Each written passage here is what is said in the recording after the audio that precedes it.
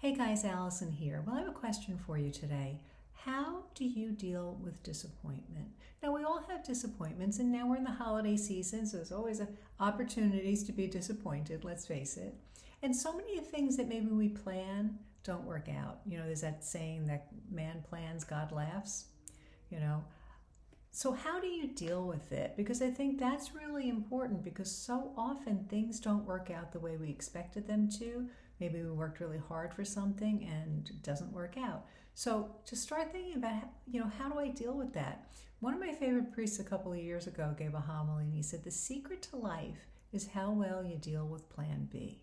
And I'd never heard that expression before. And very funny, later on, we were looking at houses at the time and it was actually the Feast of St. Joseph. My husband is Joseph. It was a great house. It was a great price. And I knew it was going to go really, really fast. And when we walked into one of the rooms, there was actually a sign that said, "The secret to life is how well you deal with plan B."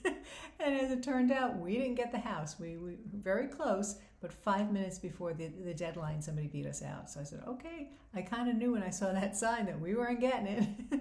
We have to deal with plan B. So how do we deal with plan B? Now, often our plans might, be really well thought out and we might have, might be good. They might be very good plans. But God sometimes allows these disappointments to push us in a different direction. So when you're disappointed, do you rail against it? Now, sometimes we have to lick our wounds. Sometimes we have to really, talk it out with somebody when we're disappointed. But the sooner you can start to now formulate a plan B, the better off you're going to be because you're going to be happier. Sometimes, we can get caught up in all the disappointment and it's really holding us back from something better. Now, I can tell you in my life so many things that I wanted so much and were very bitterly disappointed about in the long run. Sometimes it was plan C, D, or E that I had to go through to get there, but things always worked out for the better. And I could have saved myself a whole lot of heartache if I just, quickly moved to plan B. So I want to make that suggestion, all right, as we're going through the holiday season, and maybe as a resolution when the new year starts, that okay, I want to make my plans, and I recommend that. We want to have goals and maybe work with a coach, a nice Catholic life coach that can help us to make plans and formulate them and bring them to fruition. Otherwise, nothing happens if we don't make those plans and set those goals. But how do we pivot when something is disappointing or something doesn't work out the way we expected?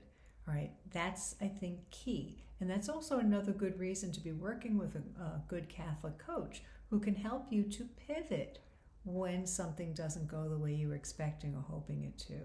So keep that in mind. The secret to life is how well you deal with plan B. Hope you find that helpful.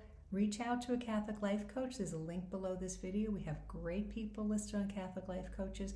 And make this year something really special for yourself, all right? To start really setting those goals and learning how to pivot when things might need to change or might be disappointing or depend on other people that don't follow through. We can always pivot, especially, if we're working with somebody to help us to kind of work it out, okay? So I hope you find that helpful. God bless you.